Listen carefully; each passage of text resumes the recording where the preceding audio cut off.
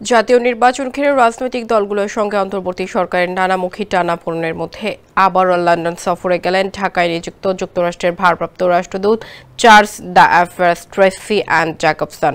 বুধবার সকালে শাহজালাল আন্তর্জাতিক বিমানবন্দর থেকে এমিরেটস এয়ারলাইন্সের একটি ফ্লাইটে তিনি ঢাকা ছাড়েন। বিমানবন্দর ইমিগ্রেশন সহ সংশ্লিষ্ট একাধিক নির্ভরযোগ্য সূত্র কালবেলাকে এই তথ্য নিশ্চিত করেছে। সংশ্লিষ্ট সূত্রগুলো জানিয়েছে, ট্রেসির সফর সঙ্গী হিসেবে রয়েছেন তার স্বামী ডেভিড বাফ। তারপরও এই সফরকে নিছক ব্যক্তিগত সফর বলে মানতে নারাজ অনেকে। বরং ৩ মাসেরও কম সময়ের মধ্যে ট্রেসির দ্বিতীয়বারের মতো লন্ডন সফর নিয়ে নানামুখী গুঞ্জন ভাসছে ঢাকার রাজনৈতিক ও কূটনৈতিক অঙ্গনে। Japan Bangladesh joint venture company JBS holdings limited. নির্ভরযোগ্য একটি সূত্র বলছে, এবারও ট্রেসির যুক্তরাজ্য সফরের নেপথ্যে রয়েছে রাজনৈতিক উদ্দেশ্য। আমিনা হেরার প্রতিবেদনে বিস্তারিত জানাচ্ছেন সঞ্চিতা ইসলাম। গেল জুলাই মাসের দ্বিতীয় সপ্তাহে লন্ডন সফরে গিয়ে তারেক রহমানের সঙ্গে প্রথম দফায় বৈঠক করেন ট্রেসি। ওই বৈঠকে বাংলাদেশের জাতীয় নির্বাচন এবং সরকার গঠন নিয়ে বিএনপির ভাবনা ও পরিকল্পনা নিয়ে দুজনের মধ্যে আলোচনা হয় বলে সে সময় গণমাধ্যমকে জানান তারেক রহমানের পররাষ্ট্র বিষয়ক উপদেষ্টা হুমায়ুন কবির। এর আগে নির্বাচন ও দেশের রাজনৈতিক প্রেক্ষাপট নিয়ে লন্ডনে গিয়ে তারেক রহমানের সঙ্গে একান্ত বৈঠক করেন প্রধান উপদেষ্টা ডক্টর মোহাম্মদ ইউনূস। মূলত ওই বৈঠকের পরই আগামী বছরের ফেব্রুয়ারিতে জাতীয় নির্বাচনের ব্যাপারে সুস্পষ্ট ঘোষণা আসে অন্তর্বর্তী সরকারের পক্ষ থেকে।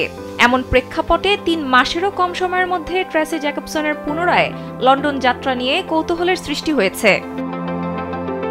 এই সফরেও ট্রেসির সঙ্গে লন্ডনে অবস্থানরত বিএনপির ভারপ্রাপ্ত চেয়ারম্যান তারেক রহমানের বৈঠক হতে পারে। তার এবারের সফর যুক্তরাষ্ট্রের ট্র্যাক টু ডিপ্লোমেসির অংশ হিসেবে দেখছেন রাজনৈতিক বিশ্লেষকরা।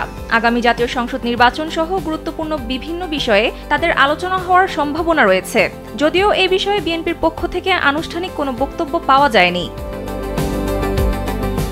নির্ভরযোগ্য সূত্র থেকে জানা গেছে, যুক্তরাষ্ট্রের ভারপ্রাপ্ত রাষ্ট্রদূতের এবারের সফরে তারেক রহমানের সঙ্গে লন্ডনের একটি নিরাপদ স্থানে বৈঠক হবে, যাতে আলোচনায় থাকবে নির্বাচনী রোডম্যাপ, বিরোধী দলের নিরাপত্তা নিশ্চিতকরণ, আন্তর্জাতিক পর্যবেক্ষকদের ভূমিকা এবং নির্বাচন নিয়ে শেষ সময়ে দলের পক্ষ থেকে কি সিদ্ধান্ত নেওয়া হচ্ছে তা।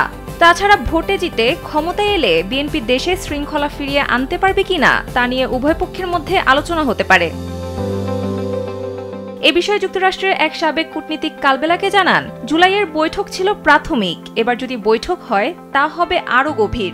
যুক্তরাষ্ট্র বাংলাদেশের নির্বাচনকে দক্ষিণ এশিয়ার স্থিতিশীলতার সঙ্গে যুক্ত করে দেখছে। তারেক রহমানের সঙ্গে এই সংলাপ বিএনপির আন্তর্জাতিক অবস্থানকে শক্তিশালী করবে। সঞ্চিতা ইসলাম, কালবেলা।